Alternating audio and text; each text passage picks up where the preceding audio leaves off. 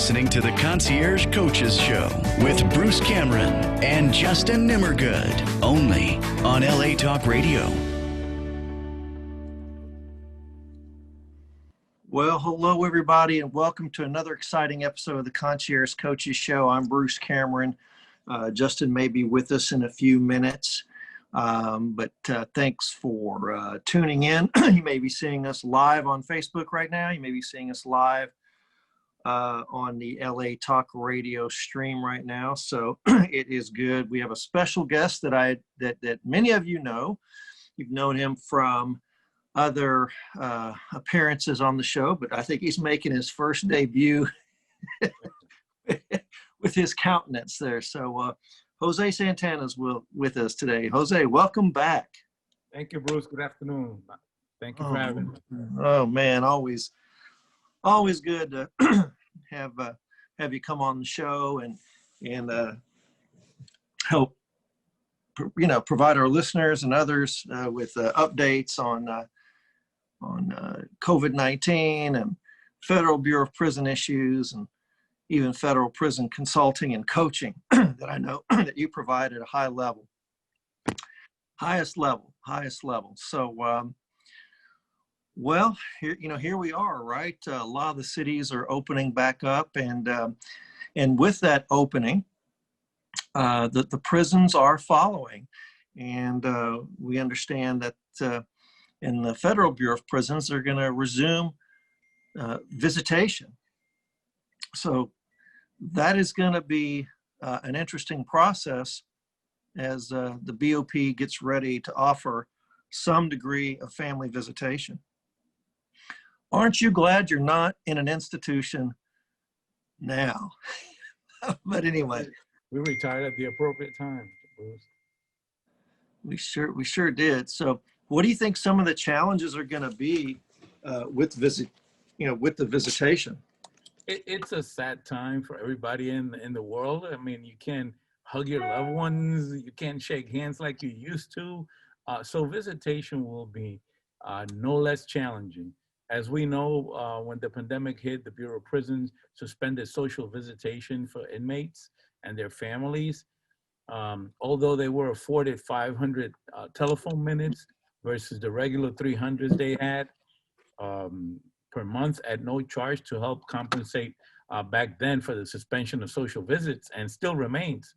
But now the Bureau of Prisons will open up again, will resume in-person social visits for inmates at all 122 facilities nationwide, Bruce.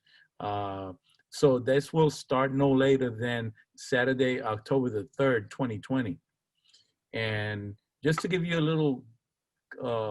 little synopsis of what's going to happen, all visitations will be non-contact, and social distancing between inmates and visitors will be enforced.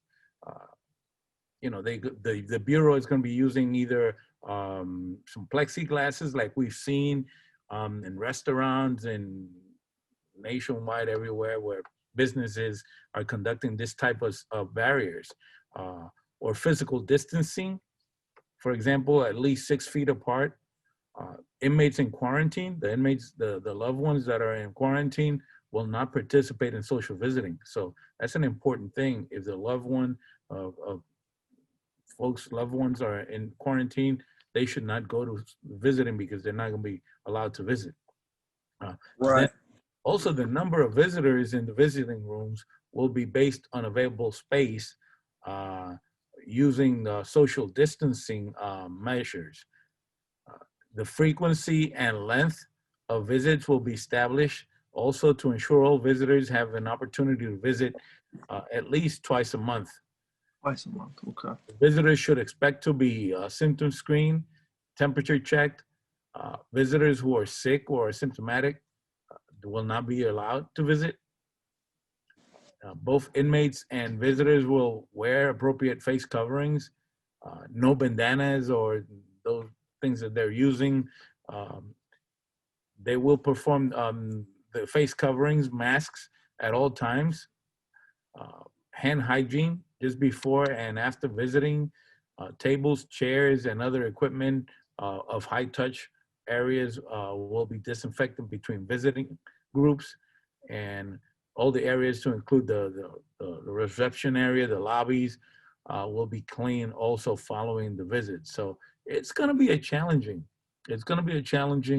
time for the Bureau of Prisons to manage the amount of visitors. I could remember the lines that were formed out in, in Beaumont, in Guaynabo, and all those places. They were out there. The lines of visitations were incredible. So imagine during this pandemic time, it's going to be just um, multiplied because of the social distancing in lines and in the visiting rooms, and then the limitations of capacities inside the visiting room. So, man, it's a tough time for the Bureau of Prisons to manage their populations and implement visiting again. So, Yeah, especially with CDC guidelines, and I know that safety departments are going to be on, tasked with the brunt of this, and but I am going. I'm glad to see the visitation still, still get back, and it helps with a more humane environment.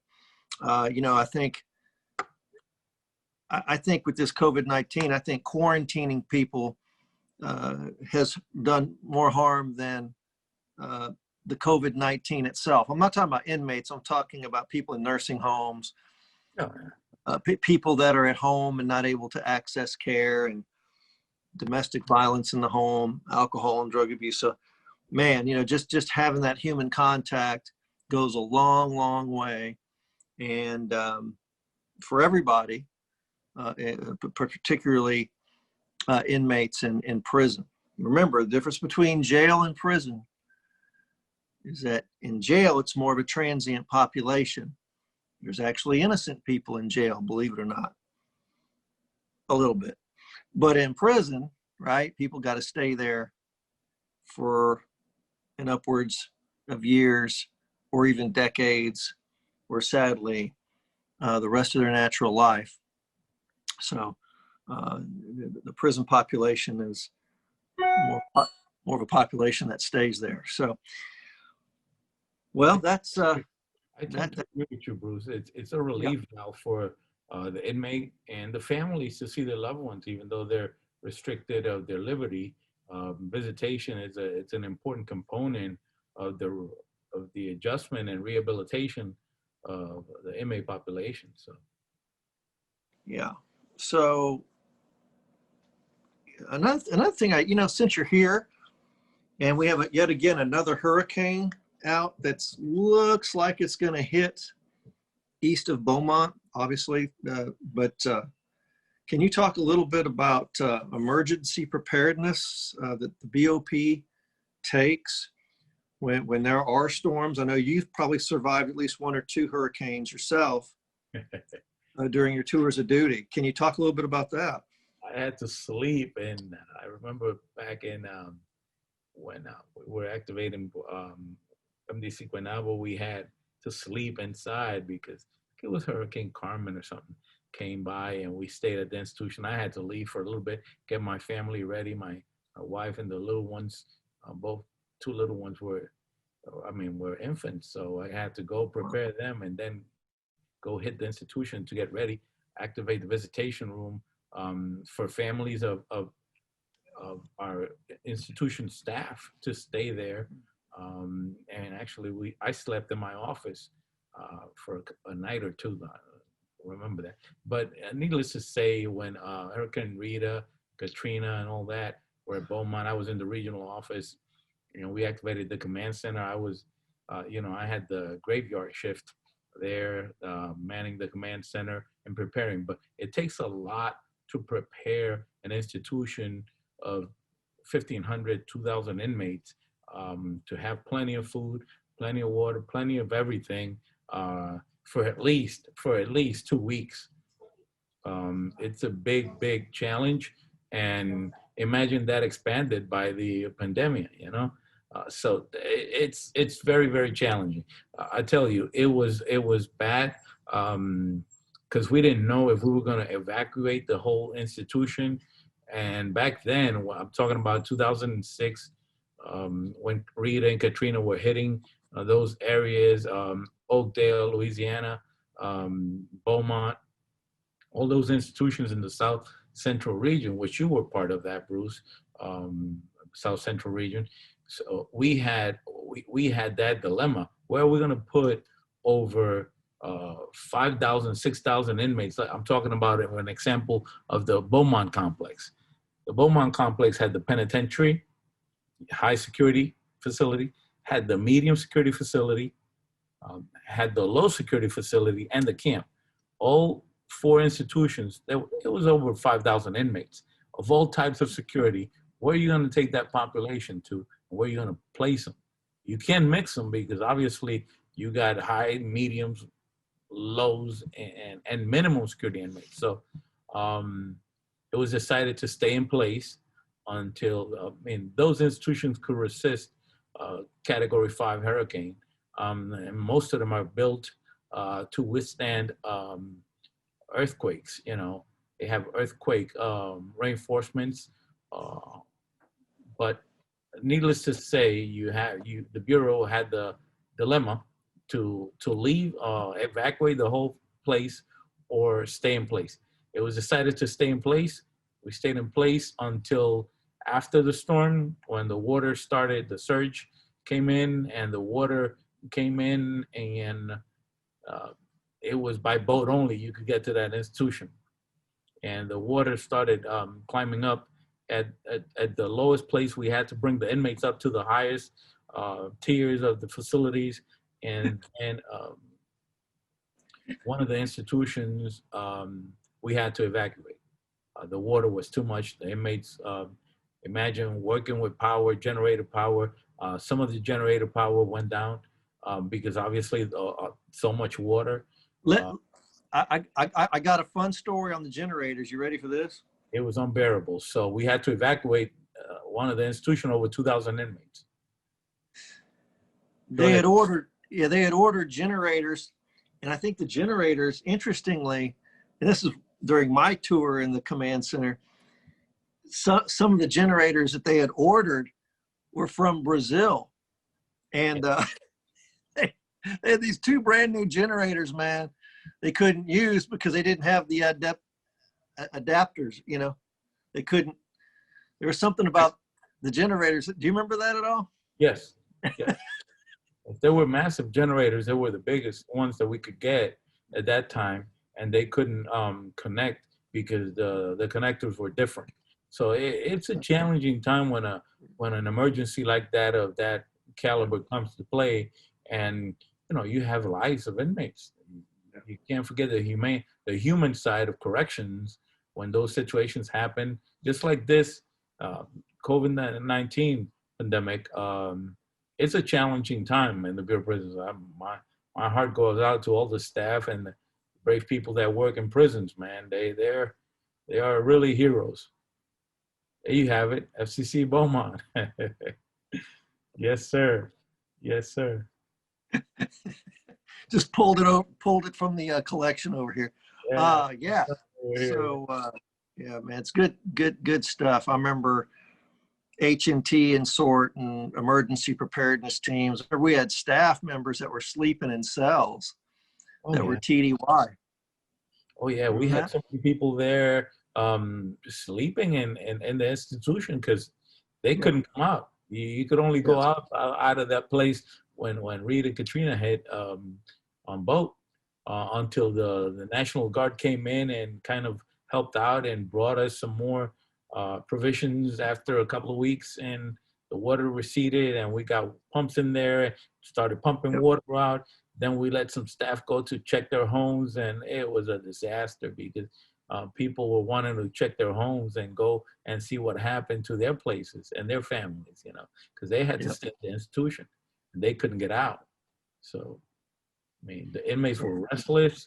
I remember I was manning the phone lines, the 1-800 number we established for inmates' family to keep in touch, and people were crying. Families were desperate. It was a challenge. It was a challenge, big time. Definitely a challenge. Well,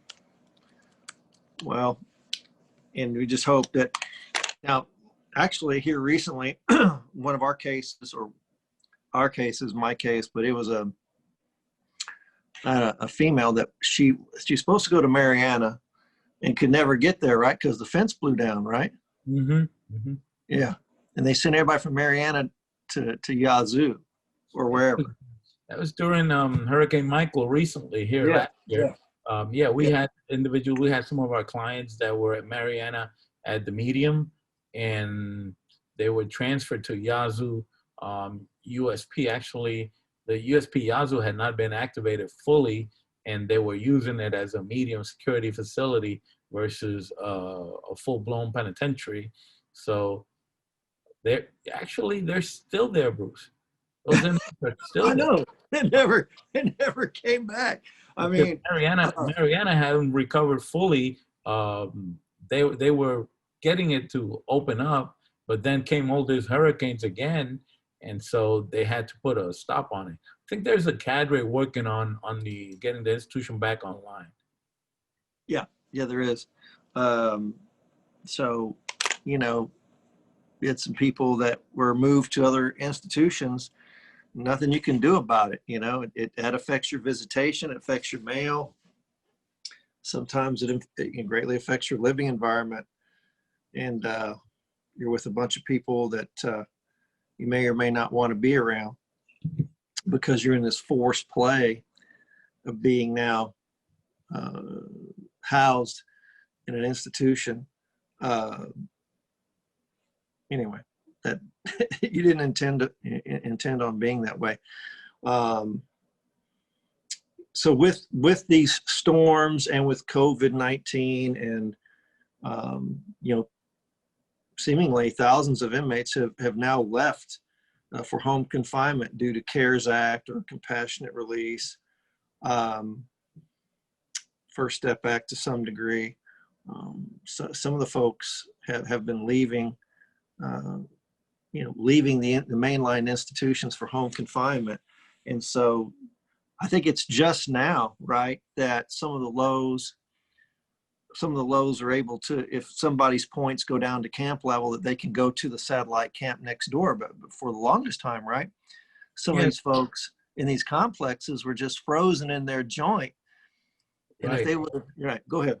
What happened was they had to put a limit on the movement, additional limit on movement inside, internal moves of the Bureau of Prisons for lesser security, greater security, all those type of transfers were put on a halt because of the capacity at the institutions. So they had to follow the CDC guidelines as to capacity to allow to a certain degree within the security structure of managing the inside of a secure facility. They had to limit the capacities, and so movement was halted.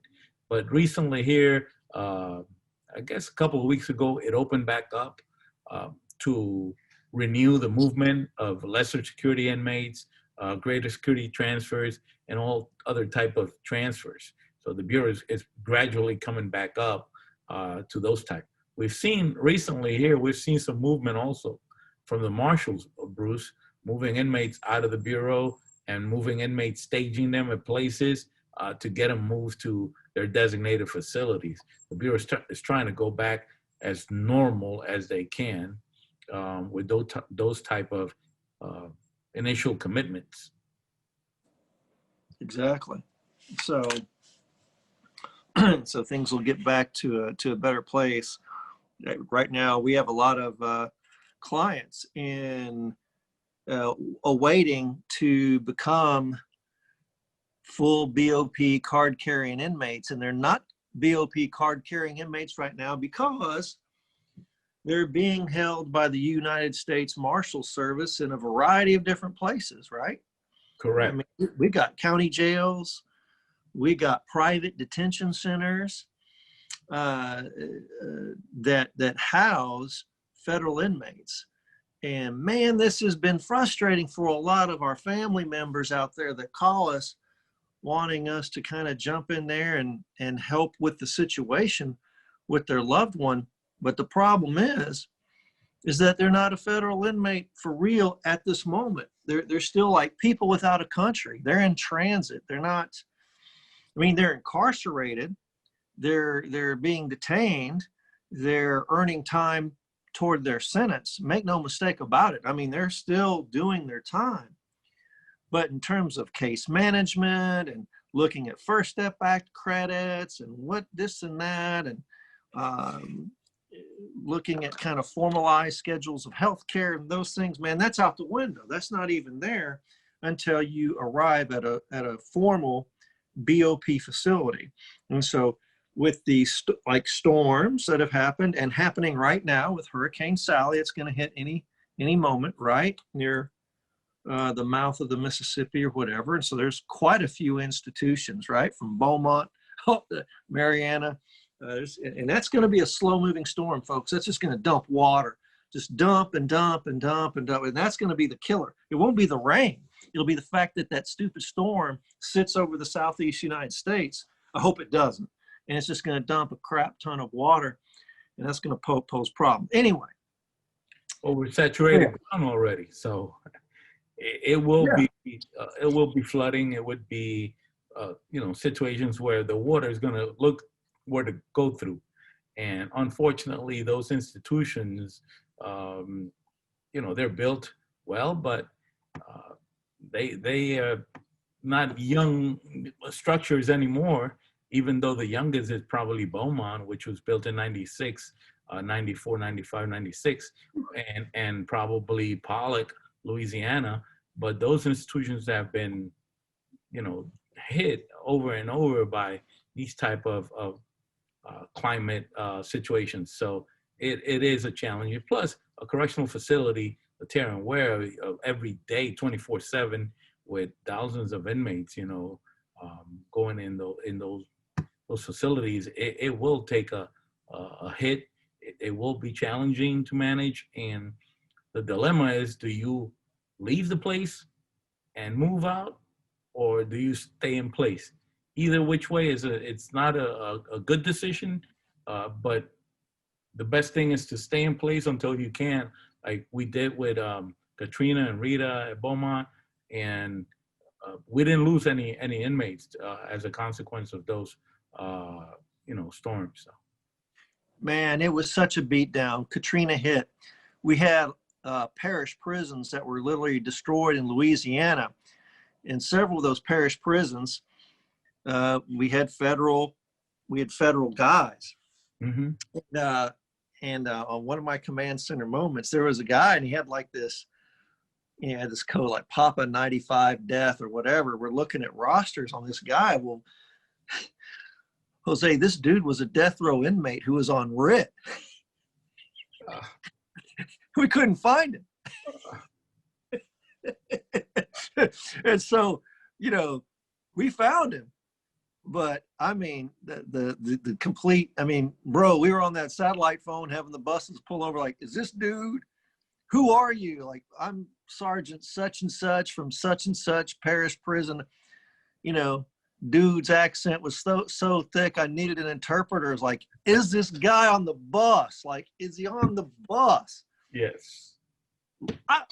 I shit you not. And talk about, and you know who we worked with at the time, nudge, nudge, wink, wink, the guy who loved to give ass chewings freely, toothpicks. Like, no, I'm not taking this one, man.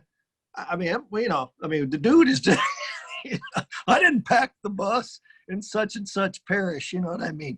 Yeah. But anyway, man, isn't that amazing how, long story short, when you move inmates in a storm, come on, man, like that is, you're taking all kind of risks for society, all kind of risks for the inmates, for the staff. If you got to do what you got to do, don't get me wrong, but God, man, that dude was a death row dude on writ. What we found on those circumstances, we dealt with a lot of those inmates, and we helped actually Louisiana a lot. But the fact was that those inmates were very anxious. The anxiety level was up, but when it came to it, they really cooperated with the authorities. They were observant. they were complying, they were obeying, because their life was up to the transporting officers, you know. We help we send a special SWORD team up to the bridge in Louisiana where those inmates were That's placed. right. Yeah. And then we send buses to rescue those inmates out of there to move them from the Bureau of Prisons. And the marshals were there also helping out. So it was interesting times. It was like no other times. I think the pandemic here is a total different situation because it's internal, it's not external. It doesn't affect externally, but in a way it does. But the managing of the internal security procedures of an institution are impacted all the way around, because just think about it. Who works the kitchen? Who works the commissary? Who works all those places? Are the inmate groups inside. So with physical distancing and social distancing laws, you can't have a normal operation inside a secure structure or a secure facility. So managing an institution like a high security facility, that is insane nowadays. Gladiator school's gone wild, man. Yeah. But there was a darker side to that. I like what you said about the inmates that were cooperative, but some of those joints, I'm not talking about our joints, but their joints in Louisiana, where we couldn't get a bus to them, and those dudes were just out on the yard, and people were just, I mean, it was savagery, bro. Food, people just throwing, I mean, it was, people got hurt and assaulted and stuff like that. So there was a moment there where we couldn't, they couldn't evacuate their own joints, and we couldn't necessarily get the buses down from Raybrook or wherever, you know, to get to them in a timely manner that lots of some lives lost and whatever, not due to the hurricane, just due to savagery and assaultive behavior, combative behavior among higher security inmates. But that's neither here nor there. But that is the reality of the situation. Like you said, these mediums and highs, penitentiaries, it's just a different level of inmate, and different things can happen. Absolutely. So you were talking about the COVID-19 and the inmates that were released to home confinement by the Bureau of Prisons a little while ago. Yes, sir. I want to make a point before we forget and we skip this. You know, it has been no less than chaotic. The review, the considering, it's been inconsistencies on reviewing cases all over the Bureau of Prison nationwide. For those cases that are being reviewed for release under the Attorney General's memo back in March 2000, March of this year, March 26th of 2020, Okay. which instructed the Bureau to review inmates and prioritize home confinement as an appropriate response to the COVID-19. So the Bureau of Prison has placed a total of 7,629 inmates on home confinement, which, if you look at it, the Bureau has over 125,000, 126,000 inmates right now. It's less than what? Less than 5%? Yeah, Or 5-6%. 5-6%. So they haven't done a terrible job. It's been challenging everywhere, but they're still considering inmates. There is questions out there among a lot of attorneys, defense attorneys, the people that we work with, some of the attorneys that have hired us, and family of inmates that have hired us, asking if it's going to end, if it's going to slow down, if it's going to change.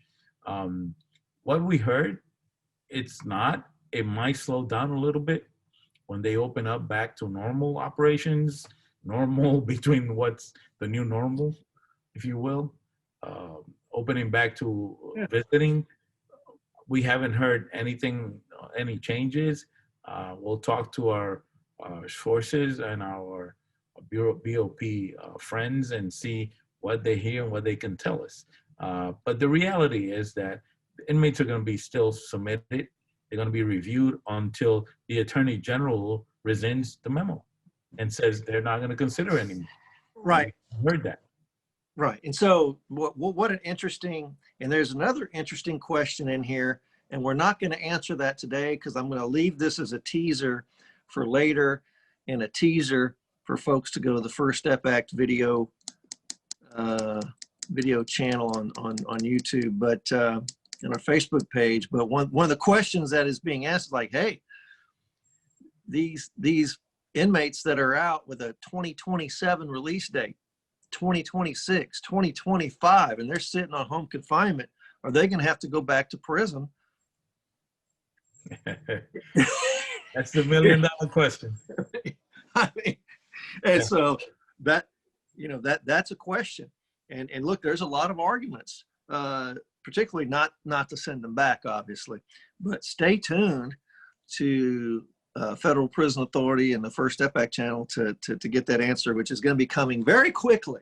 It's on my list. It is yours too. And then actually it'll be you and I together in a couple of days finding that out. So everybody's going to be on pins and needles wanting to hear the official answer, or at least the private answer from us. What else was I going to say? Man, that was one thing. Oh, here's the other thing I was going to say. Okay, great. So 7,000 some odd inmates have gotten out already, given these current procedures. Like you said, it's not bad. Could be better. But here we go. So what are we doing first? We're managing and mitigating risk to society based on static and dynamic factors, based on several of the pattern risk tool scores. We won't go into that here. So where does that leaves us? Well, that leaves us with typically first offenders that might be a little bit older in age. Not trying to be redundant there.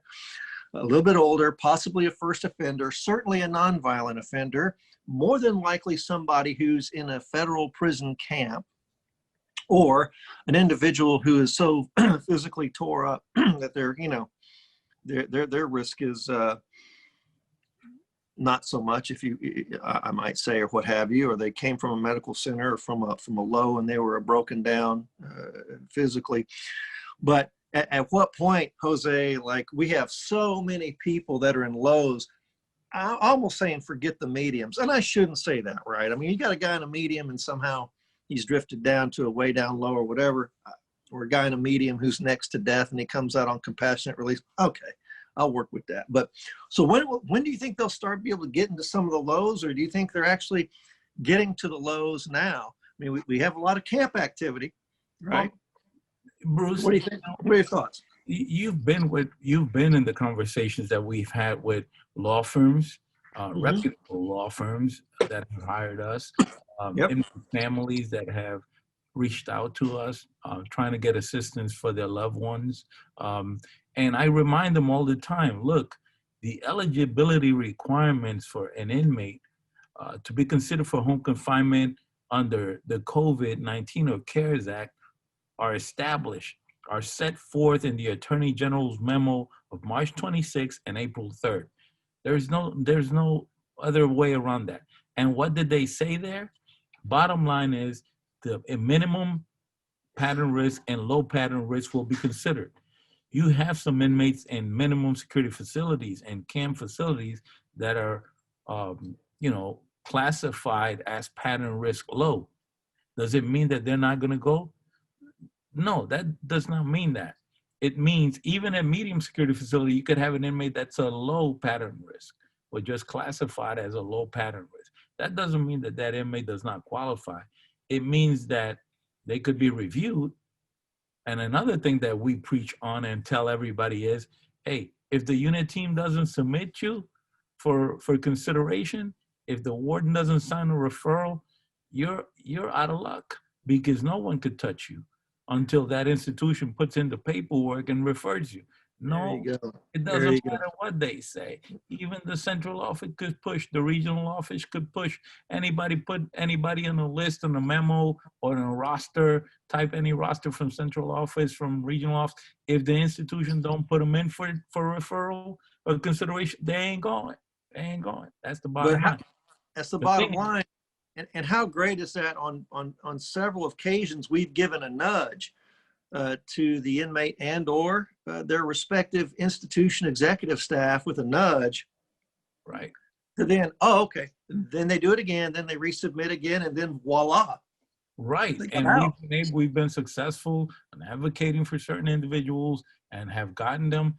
As a matter of fact, it's been challenging on cases that have minimum pattern risk assessments, uh, but that have served a little bit of their sentence, even not even 25% of their sentence, but have risk factors and have been out.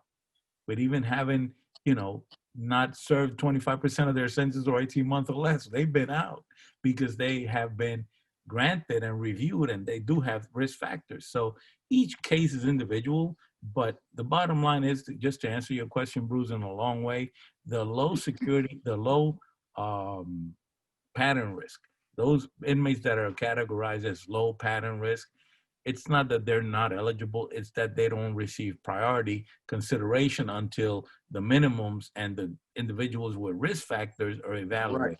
They will get their turn. Or will they? Or will they? Or will the clock stop? Will the buzzer sound? Will the gate close? Like, okay, we've reached a threshold, and I don't know what that is, right? We don't know what that is, right? But we're like, okay, that's a wrap. Now we do know that they are taking new inmates, right? Because we had a gentleman that got processed here locally that we worked with, right? They took him right on in. He had a self-surrender date. We were on the phone with the gentleman today. He's going to report on his self-surrender. You know what I mean? So, he's going to report for duty, and they have a start date for this guy, and letters are going to be issued. And letters have been issued, and people have been self-surrendering. So, make no mistake about it, the BOP is taking in new inmates, which is a good thing for our clients who are looking to get out of the BOP, because as long as you have people coming into the BOP, you're always going to have a bed space issue, particularly in the camps, right? Because they want to get these camps down to some social distance. Anyway, but so yeah, this is an interesting time because it's a matter of juggling the numbers and the population numbers. What's coming in, what needs to come out, and who gets to come out, and what's the priority of who gets out. And again, Jose, to your point, it's the low risk individuals or somebody who was maybe super short. Remember, we had a case where the guy, interesting fellow, but he couldn't get a regular RRC date, but they gave him a bridge furlough, home confinement, and then he reported to the RRC. Got this kind of bridge furlough. Look, there's been a variety, and there's been a variety of flavors as to decision making as to every case. Every case is different. Every case is based on their own facts, particular facts and merits of the case. And we've had guys who've been denied several times by the region, by the central office, COVID confinement committee review panel, and then they were resubmitted a couple of months later. And they would consider why? Because the circumstances changed. The individual got to 25%, less than 18%, or served 50% of their sentence, or became all of a sudden evaluated again and has the risk factors as determined by the clinical directors for COVID. And so there's a variety of things that and numerically, the people that were in front of you got out. Exactly. And now you raise up in the seniority list, kind of, sort of. You know what I mean? Like now, if you have a central, let's say, I'm just shooting from the hip here, but let's say in central office you have this big master roster of people, and guess I can't help but think that projected release date and other things. But that's a multifaceted statistical equation. Anyhow, so with the passage of time, right, and if the BOP is not taking in, and so the BOP number is gradually going down without a whole lot of influx, guess what? You know, your chance goes in, because your chance might not be so good if you get a new guy who comes in with a 366-day sentence. New guy comes in with a 24-month sentence and he's 65 years old. Another dude, you know what I mean? 24, 28, right? You get fresh cases in there. These guys come in short. Case managers are already scrambling, right? Doing the RRC paperwork, and then, oh man, you know. So anyway, sorry, man, I digress. Does that make sense? It makes sense. It's totally makes sense to me. And I think that's the way it's going to be.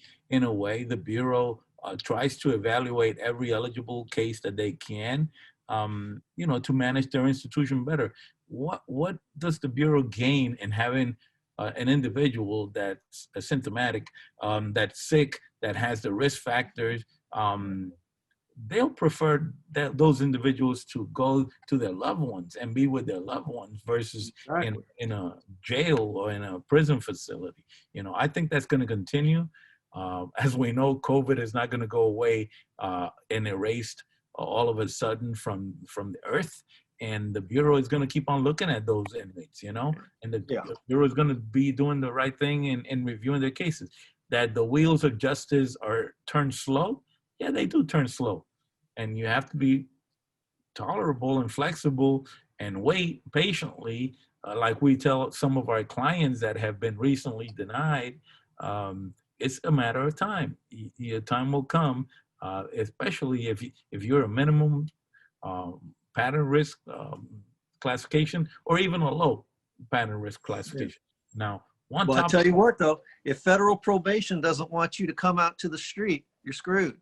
If that prosecutor, that AUSA or something, not only probation, right? The prosecutor is contacted, and if the prosecutor said no, most likely the Bureau of Prisons says no. Well, then they'll follow them. You might have been a candidate, and then all of a sudden the BOP gets pushed back. Like, yeah, we're not doing this. You know, probation calls back and says, yeah, we're not doing this guy's home visit. We're not even going to do a Zoom home visit or nothing.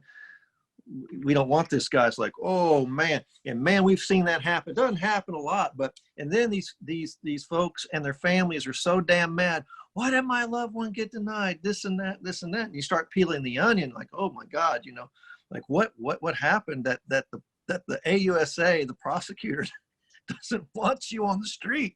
I mean, you know what I mean? So it's like, well, you know what has happened on most of those cases is that they hire this attorney firms, and the attorneys go hard, and they file a compassionate release motion, and compassionate release is not the vehicle, because in any compassionate release request, the Bureau of Prisons is going to contact the prosecuting attorney or even the prosecutor in that district.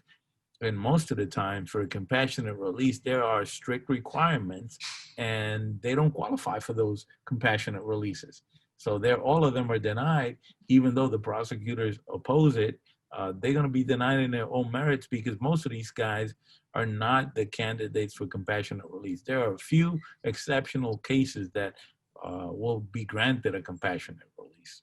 And we could talk about that for a whole session. That's a whole nother show. Like, the person approached the warden denied him. They go to the courts go back to the warden and say, what did the warden say? Well, the warden denied me. Well, what, you know, why was that? You know what I mean? And then they start to peel that onion, and doesn't look so good most of the time. So anyway, yeah, we could do a whole nother show on that.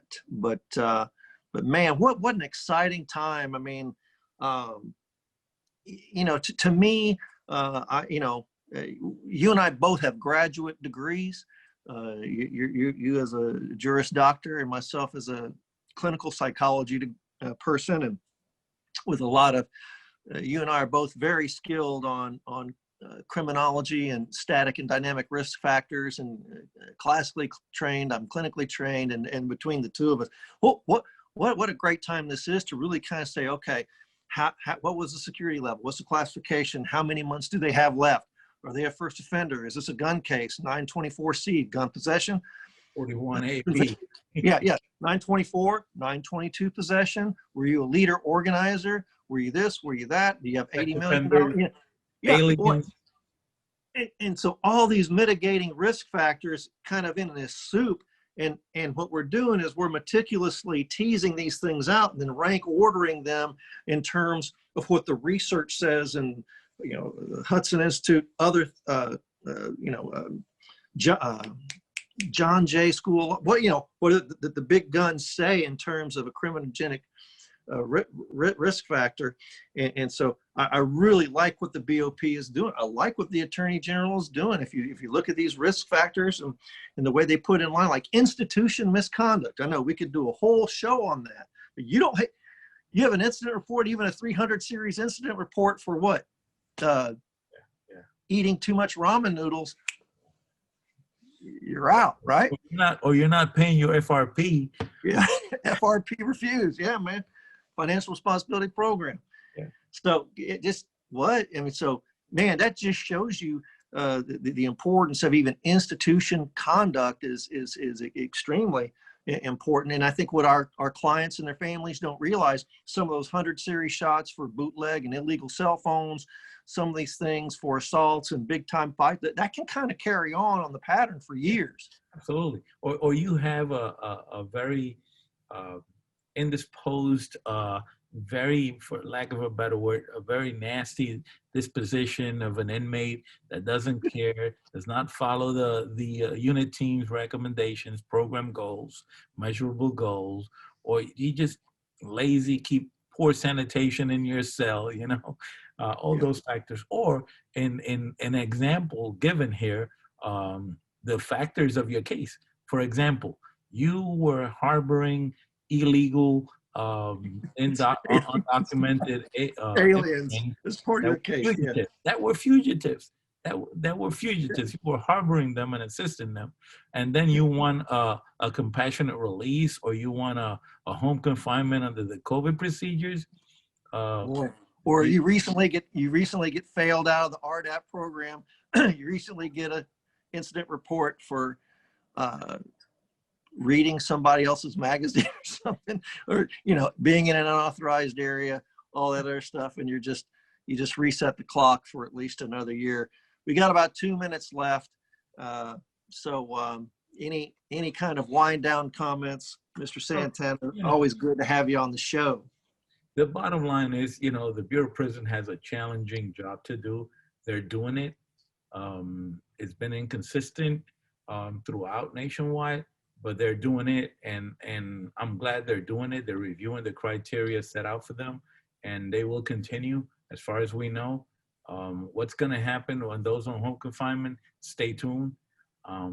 We'll give you an answer here as soon as we get one, some kind of a reading from our sources. But in the meantime, consult with people, consult with the experts that know these things, and get a reading so we could provide guidance to y'all, and set the clock.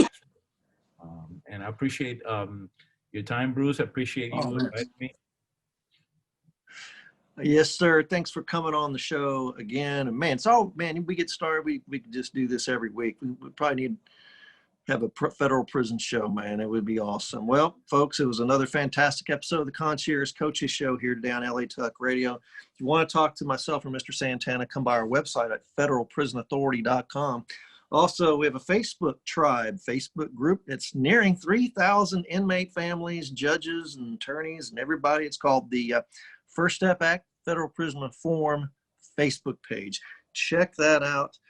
And also federalprisonauthority.com. Jose and I can answer your questions. We have a phone number available that we get called constantly and answer questions, but we're here to do that because we want you to get the right guidance and not get fleeced by somebody who is less than qualified. Anyhow, so with that, we'll bid everybody a great afternoon. Thanks for tuning in to the Concierge Coaches Show, and be with us next week when we have another exciting program for you here on LA Talk Radio. Again, check us out on the LA Talk Radio site. We're on Apple Podcast. We're also on several other podcast aggregators. We have a Facebook Concierge Coaches Show and the Concierge Coaches on Instagram. Y'all take care. Have a great week. We'll see you here next time on the Concierge Coaches Show.